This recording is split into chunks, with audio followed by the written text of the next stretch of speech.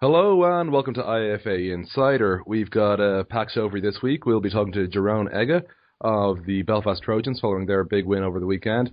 And then later we'll be talking to Russell Kerley about the upcoming EFAF Tournament, which of course the Trojans are in along with Trinity College Dublin and two teams from Europe. So first though we're going to talk to Jeroen Egge. Jeroen, welcome to the show. Thank you very much, Emmet. Glad to be here. Well, great stuff. Jeroen, big win for you guys at the weekend. You keep your perfect record. You're now 7-0. 38-6 at the Rhinos. I suppose starting off because you're offensive coordinator with the Trojans and you played yourself as well. We'll get onto that in a minute. What were you guys sort of doing right on offense to rack up the score 38-6 in the end? Well, certainly I think anyone who's played us over the last 2 years would say that our offense is pretty samey. We don't really mix it up too much. I mean, we have the run, dives, stretches, outside tosses, bit of counter, bit of trap, so fairly similar, and we've been fairly consistent with that. And also with our passing game, there's nothing spectacular, nothing unusual that we do, and we really try and focus on doing what we do well. Mm-hmm. And so we didn't have a particular game plan going into this other than just do what we normally do. And so, would you guys work with a fairly small playbook then and just try and get those plays you use absolutely perfect? Is that the plan like? Yes and no. I mean, we normally go into any game with roughly about 100 or so plays. Now, that sounds like a lot, but really what that means is that, you might have one play which might go in 8 different directions in 5 or 6 different formations. Also, you might have a certain pass play setup, which actually has 5 or 6 different route combinations based on defensive coverage, etc. So, we normally have about 60 plays that we're working with in any one game. Now, obviously, if we only have about 30 or 40 plays per game, we're not running all those all the time, or really all those in any single match. But it's all there, and really beyond that, there's probably twice as much that we actually have in the playbook, which we don't normally run with. So while it seems pretty samey, there is actually a lot of variation within that, although it's slight variation. So it's for you, because you were a player obviously in the league for quite a while, and obviously you played as a younger man before that. Obviously you're still a young man, Jeroen. But you've switched to coaching this year, and I know you played this game, and we'll get into that. Like, how's the change for you been like that, having to adjust sort of to reading what you see in the field, I suppose, from a coach rather than from a player's perspective? Well, it's really just been a question of degree. I mean, certainly from the very first time I got involved with American football here, I turned myself as a consultant, for lack of a better way to describe it, because I didn't really want to coach and I didn't really want to play. In the end, really, I've ended up doing both for a long time. And really, I've been coaching while I've been playing ever since I first started. So it's not been a massive shift for me, but certainly there's been a shift of emphasis in terms of being able to spend more time coaching. And certainly most of the first part of the season, I was on the sideline and not dressed, which certainly changes things. But yeah, I mean, certainly this last game I played because we're down a few linemen. So it was a bit the same as it was for the last 10 years, or whatever it was, And I suppose defensively, it's been a pretty good season for you guys on the whole, because not since week 1 has anyone scored more than once against you. And the Rhinos, to their credit, did try. They got one touchdown against you guys. But what's working for you guys that's getting you so consistent, I suppose, on D? Yeah, I mean, certainly, the first 4 games, perhaps, I think the defense was maybe still finding its feet a little bit. Although I would temper that by saying, finding your feet and giving up less than 10 points a game is really difficult to put in the same sentence. But, this is their 3rd shutout they've pitched in a row. I mean, the 7 points came off of a pick 6, which is credit to the Rhinos defense on that play. Is a very good play. So really that's 3 games on the trot where they haven't conceded our defense, which is excellent. Now, really, I suppose your question is why, how, mm-hmm. Yeah. And really, the easiest way to say that is, they're really beginning to gel now, I think. I mean, we do have a lot of rookies, I think, on defense there, rookies and people who haven't maybe in the past played as big a role on defense, and certainly people who were rookies last year who are really now coming into their own. So it's really, I think, been a question of them gelling together. Now, having said that, they weren't shabby to begin with, but certainly they've really come into their own the last few weeks, and certainly I would see that continuing. And obviously the rookies are getting more important for you guys, given it's late in the year, and like everybody else, you got your share of injury worries. You were saying you're playing O-line obviously at the weekend. Like, is that where you guys are feeling it most, or are you hurting elsewhere? Well, I mean, we would tend to go into any game with usually 10 to 12 people out for whatever reason. No, we do have a luxury of having a big squad.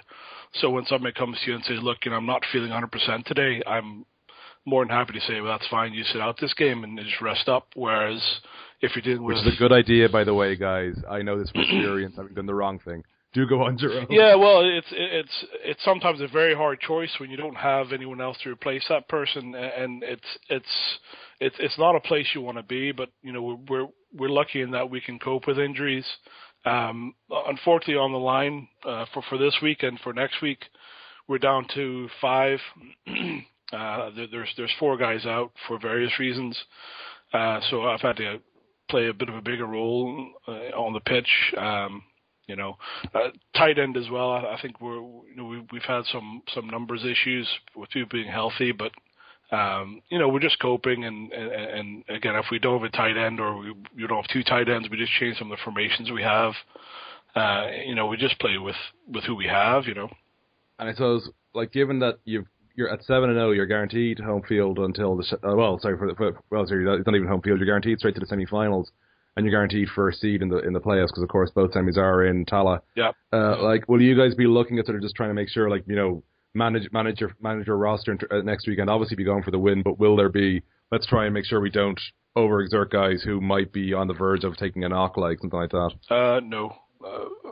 Just go all out anyway. Well, we take each game as it comes. We're not too concerned with what happens 3 weeks from now or 4 weeks from now or whatever it might be.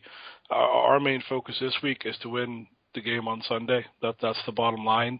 If we have 11 people, then we'll try and win with 11 people. If we have 55 people, we'll try and win with 55. So it doesn't really concern us in terms of, look, we need to maybe take this next week easy so we can have some people rested up. Again, this is the luxury of having a fairly large squad, vis-a-vis the league. But no, I mean, next week we fully expect to go out there and do our best to try and win. We're 17-0 now in the last 2 years, and you don't really get that by focusing on the game after the next game. You really get that by having a focus on the game you're playing this week and trying to win that. And so that naturally says my next question, because as I mentioned at the start of the show, you guys are playing the EFAF tournament. It'll possibly be 2 games in 2 days, so that's going to be a pretty hectic schedule for you guys come the end of the year, because you'll have that, your playoff game, possibly more games after that, depending on how that goes. Like, in terms of just like managing everything going into that, like, what do you guys have to do really, like with so many games coming up at the back end of the year? Nothing really. I mean, nothing unusual in that. Really, again, we're focusing on the next game. That's the first step. After this next game, then we'll have 2 weeks before we kick off into the Atlantic Cup. Now, we have 2 games there. I think whether you win or lose your first game... There is a third-place playoff, you're right. So there's 2 games. And again, we intend to win both of our games and do everything we possibly can to do that. Now, if we have an injury in that, and that's going to weaken our chances in the semifinal, well, we have people that have been working very hard who haven't maybe got as many reps as other people have, and we have been trying to get them game time for this exact reason. There's no point in having 40 or 50 guys on the team and then only playing 20. Exactly. I mean, everyone is getting playing time, again, some more than others. But if someone gets injured or is not available, then the next guy steps up, and we expect him to play to the best of his ability. And certainly, we've been trying to make sure that when that person does get on the field, they are prepared and they are ready, and they do understand that it's not, it's your first game or it's your first season. Don't worry about it. Just do your best. I mean, we expect them to do very well, and that's the attitude that I think everyone on the team has. And I see your first opponent is from your original homeland. Of course, I know it's a long time since I was in the Netherlands. The Amersfoort Untouchables, and my apologies if I violate that pronunciation. That's okay. Are you looking forward to taking on some guys from your homeland in that respect?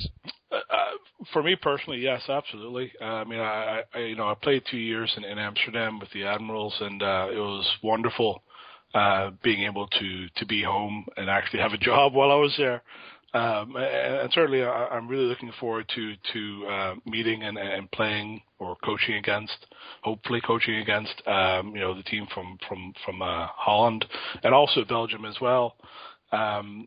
Now, certainly, from what I've seen from the videos, they're a very good side indeed. So we're gonna have to bring our A game to actually do well in that game. So it's a really exciting opportunity. I think that's the way we're looking at it. We've never had this opportunity before. I know some other teams have. The Rebels and the Vikings, I think, have had a chance to be in this competition. This is our first time, so we're really excited about this.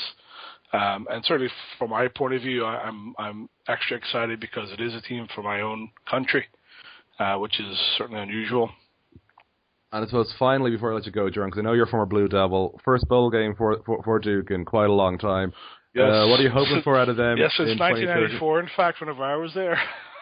oh wow, that long. Okay, so they could have done with you getting a few more years eligibility, clearly. But looking at this season, any hopes for the 2013 Blue Devils?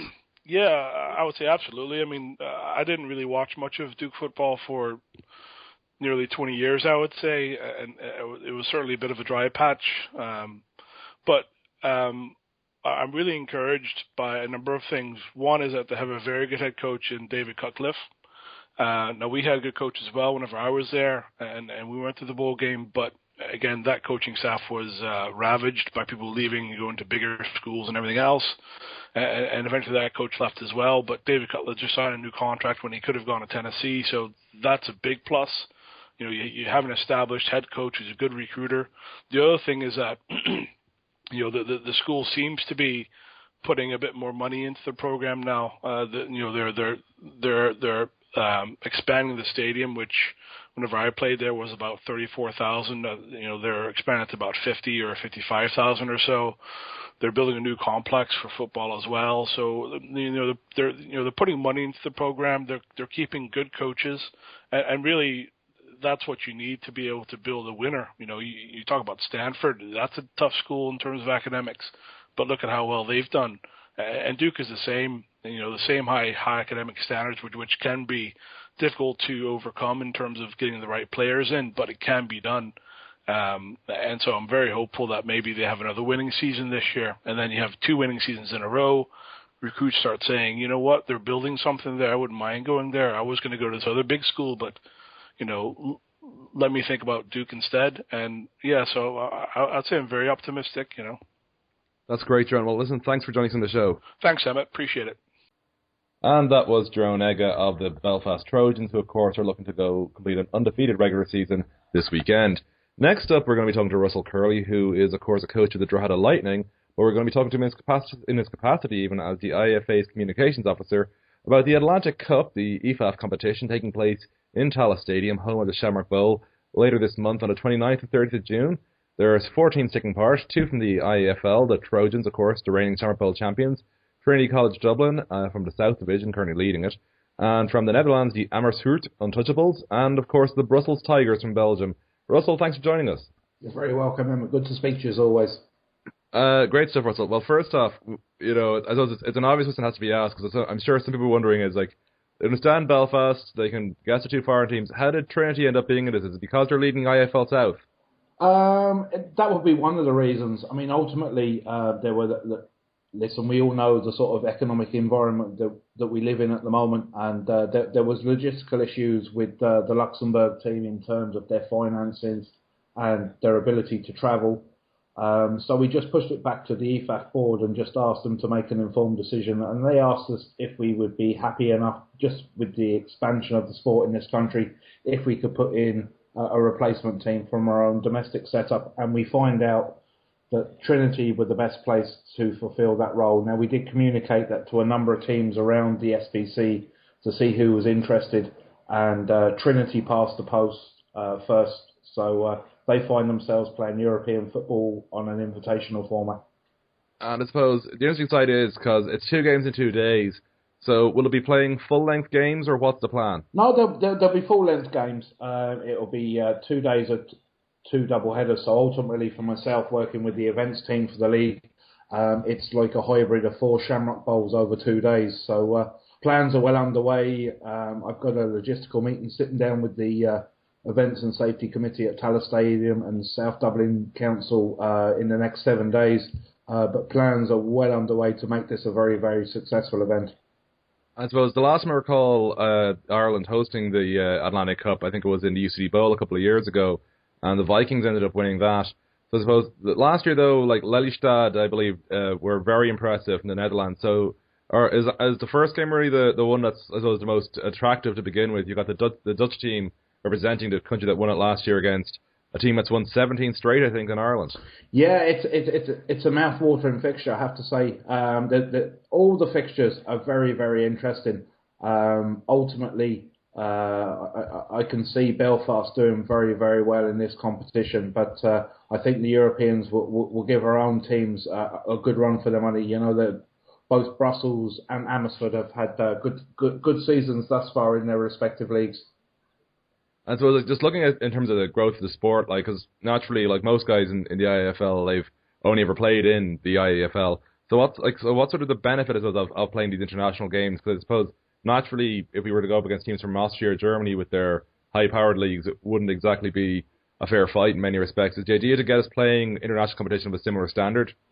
I think it is, to be honest with you, and also it's an ideal opportunity certainly for both, in inverted commas, our domestic teams participating in this to get a bit more experience and see how our European counterparts actually, move the football on grass, so to speak, and just to see exactly where we are in terms of our standard. Are we comparable? Are we better? Or are we slightly behind our European counterparts? And this, of course, it's part of the gathering, this event, isn't that right? So, what else are you guys doing with the gathering in terms of the promotion this summer? Is the Shamrock Bowl going to be forming a part of that? Well, we've got 3 levels of football this year. Obviously, we will have our own domestic final, which will be the Shamrock Bowl. That's going to be showcased at Tallaght Stadium. And that will be precursored by a double header of the playoffs, which is the first time we've ever done that. So, 2 of the 4 teams competed in the semi-finals. We'll get a dress rehearsal at Tallaght Stadium. Then obviously we've got the European finals, the Atlantic Cup, and then we've got the stuff with the international series coming up at the back end of August, first week of September. So it's a busy time, it's a great time, and football's on the up in Ireland. And so just regarding the international series, before I let you go, because I remember we talked about it at the very start of the season in the show and the league itself. Are there any more details about who we're going to see or how many games we're going to see over here? We've probably got. We're looking at having 4. It'll probably be 2 double headers, the Friday and the Saturday evening. Just in terms of the media campaign, we obviously want to maximise the impact in terms of publicity and effect for all the competitions. So once the publicity campaign has really kicked into gear and it's started in the last 10 days for the Atlantic Cup, then obviously we'll trot out the competing teams for the Gathering Bowl towards the end of August. We don't want to dump too much information on the football public and just let stuff lose momentum. We just want to keep the excitement building and ultimately have a crescendo towards the end of August, beginning of September. And in terms of location, just before I let you go, Russell, are you hoping to go with Tallaght again for that, or are you considering alternative venues? It'll all be done at Tallaght. That's part of the arrangement we have with our tourism partners, that all the fixtures will be held at Tallaght. They've been fantastic with us in the past, no matter what events we're putting on, be it Shamrock Bowl, and obviously we've got the Atlantic Cup. Obviously we've got the foundation laid for the NFL posts. The ground staff are phenomenal. You've got the facilities there where we can host VIPs, and there's hotels, there's easy access from Dublin city centre with the Lewis and public transport. So for the time being, it just really ticks all the boxes in terms of putting on an event, be it a domestic final, a European tournament, or an international series as we speak at the moment. And I suppose finally, Russell, because obviously the fixture is locked in stone because we know who those teams are for the first day. 12 noon for the first game, the Untouchables against the Trojans. 3:30 for Trinity against Brussels. For the final, will it be 12 and 3:30 starts as well? That's as it stands at the moment. I'm just waiting for final travel arrangements from one of the competing nations that are travelling in. But that looks like that's how it's going to go, 12 and 3. We'll get it out there if there's any changes well in advance for people. Obviously, we've got logistical issues in terms of making sure that tickets are printed correctly and so on and so forth. But it looks like 12 and 3 for both days. Well, Russell, that's been great. Thanks a lot for joining us on the show. You're very welcome, mate. Thanks a million. And that was Russell Kerley, who is, of course, coach with the Drogheda Lightning, who were playing at the weekend. We'll get to their results in a second. But first, the results from the Shamrock Bowl Conference. Belfast Trojans 38, West Dublin Rhinos 6, Carrickfergus Knights 18, Craigavon Cowboys 18. And the sole result from IAFL 1, Drogheda Lightning 12, Meath Bulldogs 34. Looking ahead to this weekend's games, there is a change for one of the fixtures. We'll get to that in a moment. It's the last weekend of the regular season. Dublin Rebels at Carrickfergus Knights, Carrickfergus RFC, 3:30 p.m. The West Dublin Rhinos at the Belfast Trojans, that's in Shorts SNR Club, that's at 12 p.m. And University College Dublin at UL Vikings, that's not in the location listed on the AmericanFootball.ie website. It's actually in St. Munchin's College because the UL Sports Grounds is unavailable. That's got a 2 p.m. kickoff, and just take note of the different kickoff times again there as well. IFL 1 has 2 games this weekend. The Mullingar Minotaurs are at the North Kildare Reapers, that's in North Kildare RFC, and the Waterford Wolves are at Tullamore Phoenix, that's in Tullamore RFC at 2 p.m. The IFL 1 regular season, because it actually is a straight-up league, there's no playoffs, will continue through to August, but this is, of course, the last weekend of the regular season in the Shamrock Bowl Conference, so from next weekend onwards, this show will be heavily focused on the playoffs, so please do tweet us at IAFA Ireland, and of course, me at Action81. Tell us your thoughts and what you'd like to hear in the show in the coming weeks as we look ahead to the postseason. But for now, I've been Emmet Ryan, and thanks for listening to IFA Insider.